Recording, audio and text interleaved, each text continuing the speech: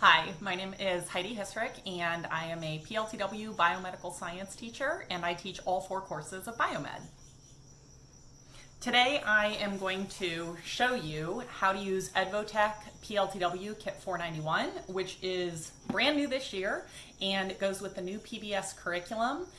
There are 3 blood labs actually in section 114 of the new curriculum called Blood Evidence, and all 3 of those labs come in this single kit, which is specific to PLTW teachers and matches the curriculum. If you're not a PLTW teacher and you want to do similar labs, there's a kit on Edvotech's website that is Kit 191, but this kit is only available on my PLTW store. I would like to thank Edvotech for providing this kit to me and the micropipetter to do the kit so that I could make this video. I really appreciate it.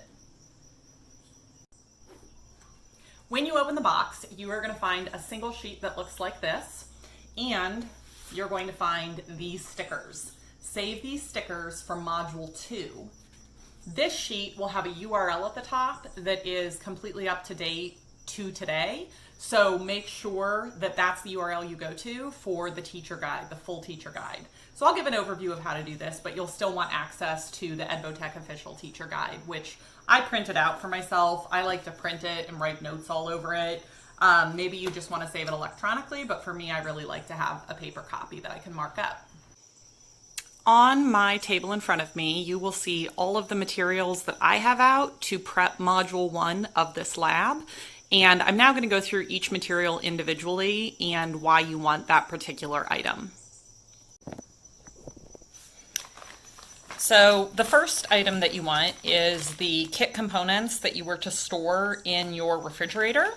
And when you cut that bag open, you'll see that for the 3 modules, there are actually 3 individual bags of items. So for now, we are only doing Module 1, the presumptive test, which is these 4 bottles. It says right here, Module 1, components A through D.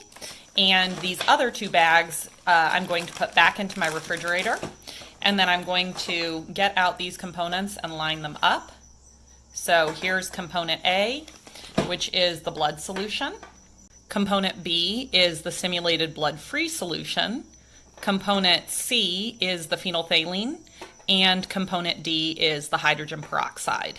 So one thing to remember about these perishables is they don't usually come in the kit. You usually get along with your kit a coupon, and then you have to email Edvotech in order to get your perishables. So if you don't have them yet, you'll need to do that.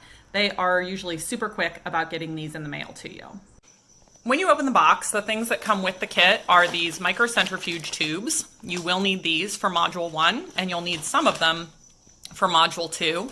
We'll also need the transfer pipettes for the students, and we will need these cotton swabs.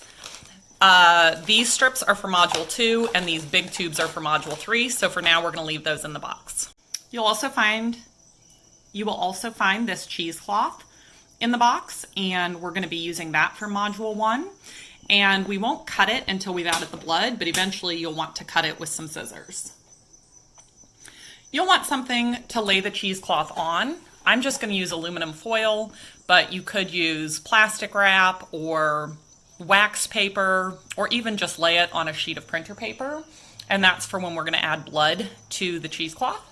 We'll need a Sharpie for labeling the tubes. I prefer a fine tip, but right now I just have this one, so that's what I'm going to use for today. I like to put my individual student kits together in bags and label them. They do not have to be quart-size bags. They could just be sandwich-size bags, but I do like that this has a place that I can label it, Kastle-Meyer test, and maybe put the group name on it. And you're going to want 10 of these if you're preparing 10 sets, which is the number that you can prepare from this kit. I made a handout for the students to go with the kit, which you can print from the description of this video, and you would want to print 10 copies of this for your students.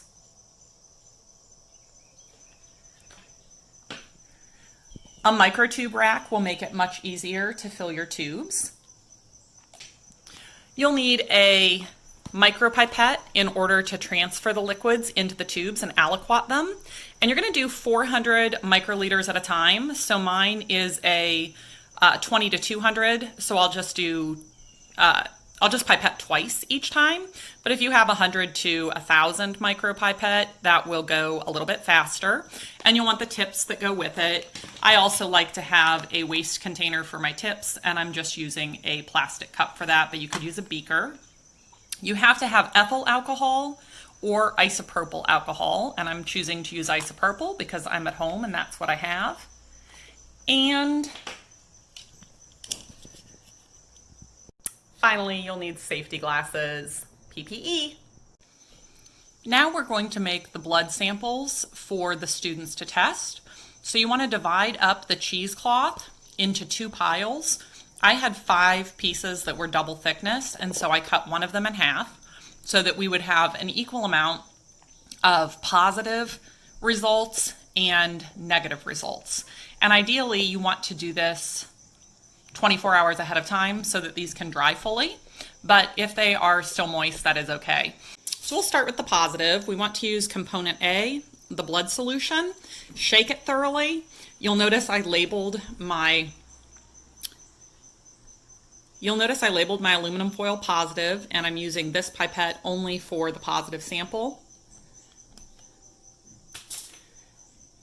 And the goal is to get a total of 20 samples that are positive.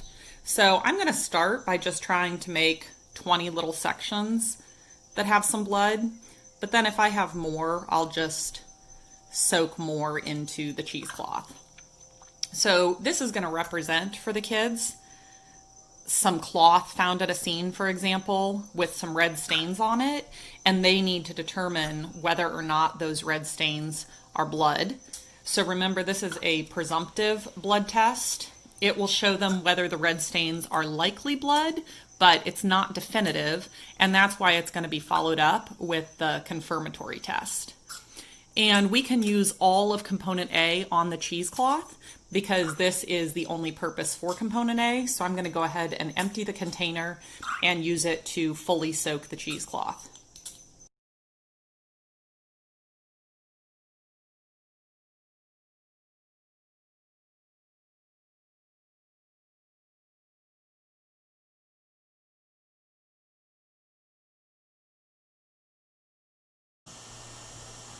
Once I let the cheesecloth air dry, I was able to cut apart some of the pieces, and some of the pieces I sort of tore apart, which I liked better because then they look like fibers found at a scene.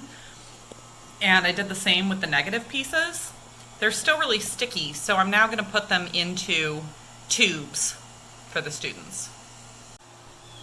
Because the pieces were still really sticky, I went ahead and used forceps to put them into tubes. So I made 20 tubes filled with the negative and 20 tubes filled with the positive. And I really like them because it actually looks like fibers from a scene now.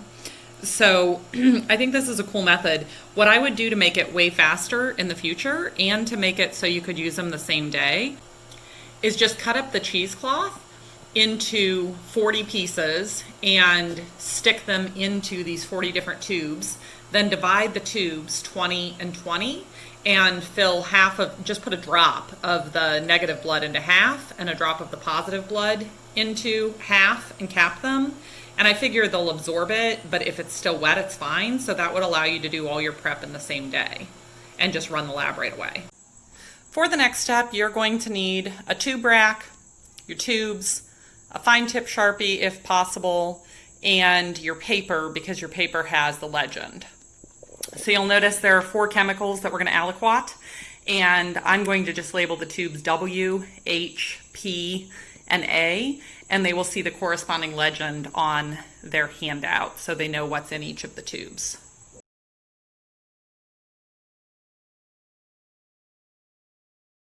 We'll now repeat this next step, but using H, P, and A for hydrogen peroxide, phenolphthalein, and alcohol.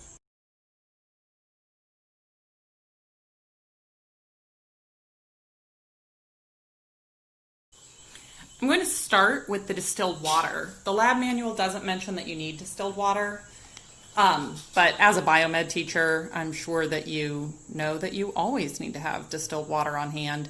And this one, I'm just filling with a transfer pipette because we don't need to be very precise. Basically, you just want to give them enough to moisten each of their samples, a few drops. And so I'm just going to fill each of these almost to the brim with water. For the hydrogen peroxide portion, we need component D, hydrogen peroxide solution. We also need a micropipette. We're going to be pipetting 400 at a time and a tip that fits onto it. So I'll go ahead and adjust my micropipetter to 200 since that's the highest end of its range.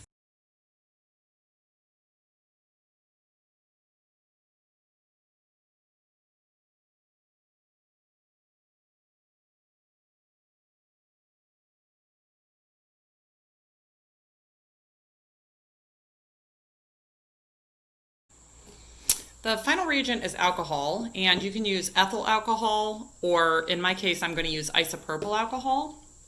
And they say 400 microliters, but because my stock of isopropyl alcohol is less limited, I have a big bottle of it, I'm not going to take the time to measure out exactly 400 microliters, and instead I'm just going to use the transfer pipette and fill each tube approximately half full, and the kids will have plenty of extra isopropyl alcohol, and that's just fine.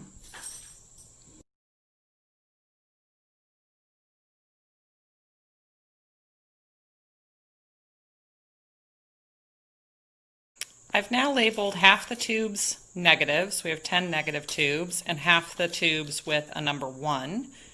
And we have 10 of those as well. It's a little tricky to make the 1 different from the negative, but I always have my students turn the tube sideways to read them. So if they turn this sideways, it should be obvious that this is a negative. But just in case they mix them up, that's why I made the 1 and the negative both negative. I now took the 20 tubes with the positive cloth in them, and I labeled 10 of them positive, and I labeled 10 of them with number 2 because sample number 2 is going to turn out to be positive. We now have our 80 tubes, 10 of each of the types, and we're going to put 1 of each into each of the 10 bags. Here is one of my bags, so I went ahead and labeled it with the date prepped and the title of the lab, and there are the 8 labeled tubes. I added 3 cotton swabs. They really only need 2 since each has 2 ends, but I added a third just in case they mess up and need an extra. I gave each team 4 transfer pipettes, 1 for each of the reagents that they're adding. Keep in mind that if they're using micropipettes, they won't need as many, but if you want them to do it without micropipettes, they'll need all 4. The final item to add to the bag is the Blood Lab handout that the teams will fill out before and as they work. So here's what a final bag will look like for each team, and again, if you're going to use micropipetters and tips, you make sure to put those out as well. It's very helpful if every team has a rack in front of them to put their tubes in. I hope that you enjoyed this. If you come up with some tips on how to run this lab and make it effective, please share them in the comments. You can also comment and just let me know how it went for you. Also, because I was filming, I didn't really keep track of exactly how long it took to set up the lab prep. So if you're willing to time it and comment below how long it takes to set up the lab, that would be great.